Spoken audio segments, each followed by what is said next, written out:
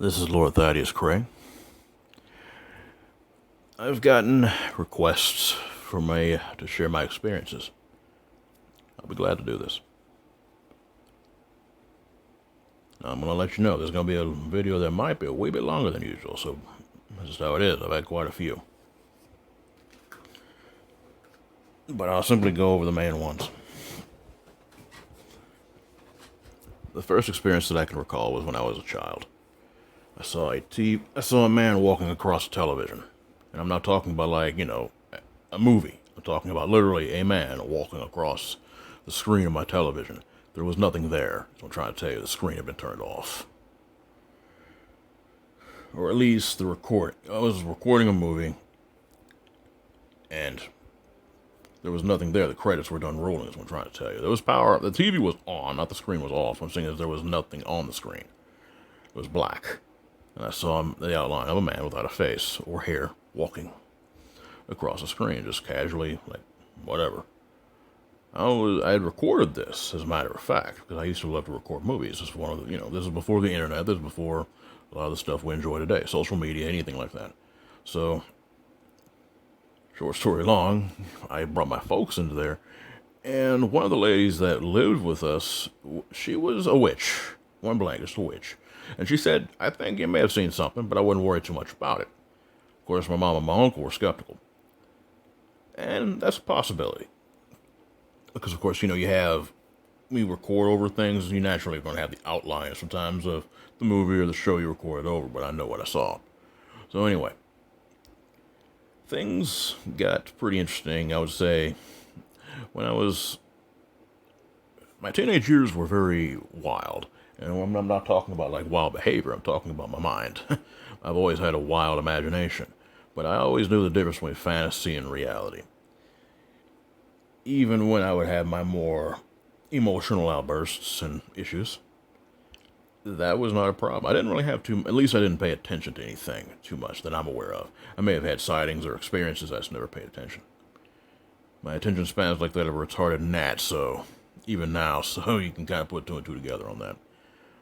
After that, I was well into adulthood, as I said. I sometimes would feel things, like someplace wasn't safe, or was not pleasant to be around, or there was a lot of negative energy. My mom, during a short term of her life, had also dabbled in witchcraft, so she had natural senses that I didn't really understand. Well, at least until the time I was working on my own, practically, and just doing what I need to do. I always lived with my folks. I was never really able to live on my own, like truly, until recently. But there's a reason I'm bringing this up. My mom she had very strong opinions on things. And at the same time, she had an open mind. She kind of taught me how to understand and see and sense things. And that teaching has definitely helped me further on my life. A couple of experiences, speaking of. I know for a fact that my mom hated violence. Now, I don't know this has to do with anything that I saw or what happened, but it's very interesting. It's the television I'm bringing up. Many times I would watch action movies or horror movies especially, or where there would be a lot of guns involved. You have guys shooting at each other. Typical Hollywood crap, right? So, anyway, sometimes when a gun would go off, the TV would turn off. And I know for a fact we didn't have a power out or anything like that. Everything was fine. It's something to think about. Some people have a little more control than what you think. Maybe even subconsciously that they're aware of. It's amusing, but still kind of creepy to this day. Going down the line here. After that kind of experience, when I was well into adulthood and working, that's when I started having more of an open mind. I started really paying attention. I didn't really have any experiences too much during those times. I'd feel sometimes, there was a wooded area I'd walk through sometimes, or near a bus stop that I would feel sometimes I was being observed, things like that, but I didn't really pay attention. But at that time, I started having sleep paralysis. That it's not horrifying, but it's not fun either, I'll tell you that. It's to where you cannot move. I would sometimes feel like I was awake when I could not move my body. And usually I would just drift on to sleep. But still, that was the beginning of my abnormal experiences on a very deep level.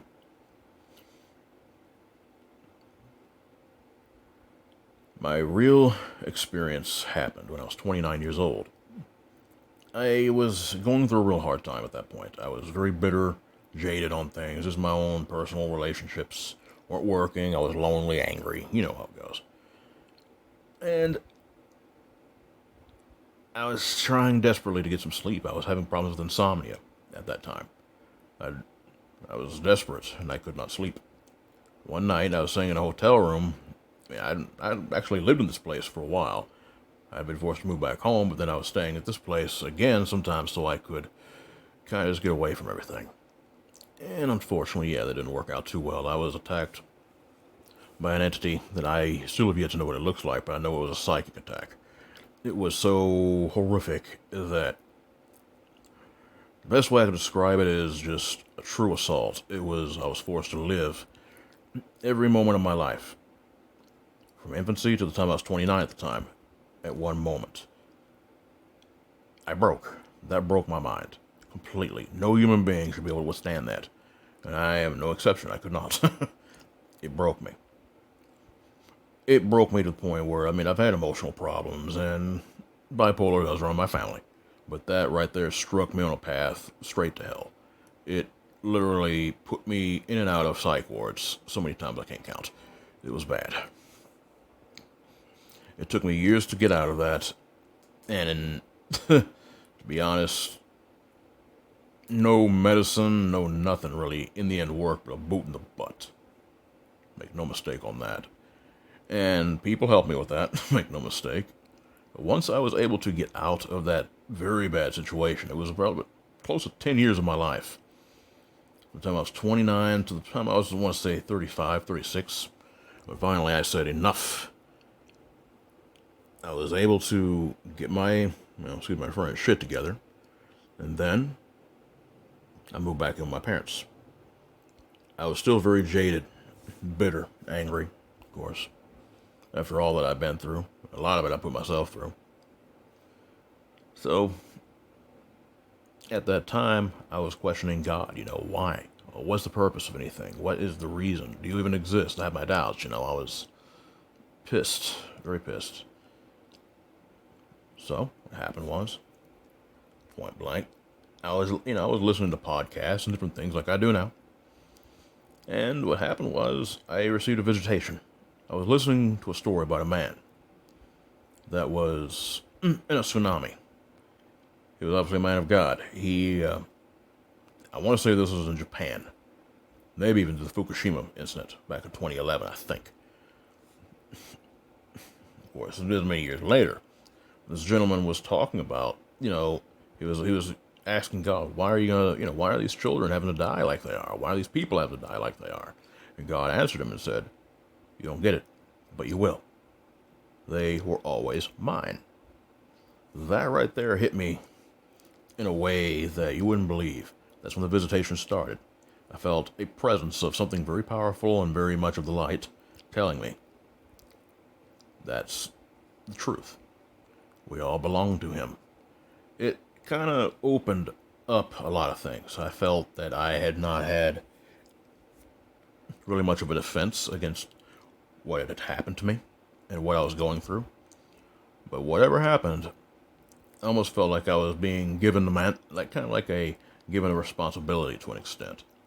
And that is to make sure that I pay attention and I learn where I can. And so I started doing that. I was not quite, I'd always thought of it as entertainment stuff, the supernatural, the paranormal. But I didn't really pay attention too much to it, other than, just what I said. I started paying attention, and different experiences started happening. I would start receiving a tapping on my foot, which I found, and I still do find annoying. Sometimes I would feel things watching me throughout the years. But I had yet to really pay attention to understanding why. And in some ways I still have yet to understand why. What I do know is that things really started getting out of control. And what I mean by out of control is almost too much for me to handle. It was never as bad as that first psychic attack that I went through, thank God. But anyway, I started having dreams. Now, I've had dreams off and on all my life. Many times prophetic dreams. Sometimes I'd even feel like one of my grandparents might pay me a visit, saying, hey, you need to watch yourself on this. And my grandfather especially, which is weird. I've only had a couple of dreams with him in it, but that's a good example. After my mom passed away is really when things started getting very interesting. I was living with my cousins at the time, and I was having, like I said, dreams about things that could happen, and to pay attention, and believe me, I did. And a lot of that type of thing has led me to prepare and get smarter on things, to study, and to pay attention. It was one of those times with my cousin that I had an experience with a ghost in a Mexican restaurant of all things. I thought he was very much real, but then I found out later he was not. A young man had been killed in that place, in the bathroom where I saw him. By police, as a matter of fact, for basically drunk and disorderly. They were called in, and he refused to cooperate, and they killed him. Tragic story here all too many times these days. So after that, like I said, my mom had passed away. That's when I started really having the visitations. And I'll get to the point on that. I was in the hospital one time, and I could not move. I was in a hospital bed, could not move. There was something literally trying to suck green mist or blue mist out of my mouth. I was asleep, but not asleep. I had enough sense to kick whatever defense I had allowed me to kick the side or the rail of the bed, and I brought a nurse in there immediately. The process woke my body up, and he asked me what was going down, and I told him point blank, nothing, just a bad dream. Of course I'm going to lie about that, Yeah, I saw something trying to steal my life force or whatever the hell it was trying to get from me. Yeah, that ain't going to work too well. Another time, after that, another very traumatic event for me. One of the sons of some friends was in a very bad way. He was outside. And I wasn't even aware what was going on, really, truly. Now, they never really forgave me for the fact I could not move, and really, that's one of the reasons that kind of led to me breaking contact with them. But the situation was, he was outside. He had overdosed on something too much to drink, and his brothers were trying to bring him in. They wanted me to go out there and help him, but I could not. I felt that there was two beings. When I was asleep, I felt there were two beings. It was almost like they were talking with each other. And one of them was talking to me. And he was saying, do not get up out of this bed. To do so will be dangerous. And I could not move. I was being told, do not move, do not move, do not move. And I could not move. Despite the fact I wanted to, I could not move. And that was not cowardice. One thing I'm not a coward. That's one thing I know for a fact. So therefore, I am very aware that was right at that moment an experience I don't ever want to repeat. In more recent times, also, of course, after my mom's passing, I've had more, actually not quite so hostile experiences either. Where I live now, I have seen a shadow man, if you want. I call him that because he looks like Shadow. I'm not going to say he's like the classic type, but he's a large man. He likes to stand over me and watch me sleep. There's no hostility to him. I believe he was a man that pretty much lived here and died here, in this place where I live, because I'm right by an old burial ground. This place is very supernaturally charged. So to say, after that time, I have, of course, I still have the tapping on my foot sometimes. Whatever it is, it's playful. It obviously follows me. I ain't too worried about that. It's not dangerous. I have had one experience. I wouldn't call it a cryptid experience, but it was outside my window, where I'm at now, as a matter of fact. I used to live in another room across the hall, but I live in a bigger place now. But anyway, in that smaller room, I had something snarling in my window. Thing is, you have to understand, I live like on the second floor. So you're talking about at least well over 10 foot off the ground. This thing, whatever it was snarling like a dog, almost like a dog or a cat. Maybe a combination of the two. Whatever it was not pleasant and it was not friendly. And it wanted to get my attention. Somehow I've gotten some defenses since that psychic attack when I was 29. I don't know if that force of light that I told you about gave it to me. I don't know. That's beyond my pay grade. But I'm telling you right now that I knew that I was safe. And sure enough, that was it. One of the most close to fatal situations I've had, where I know I would have died, was actually a little bit before then. A little bit before I moved into this place, and this is the last experience I'm going to talk about. Because this video is getting quite long, if you get my drift.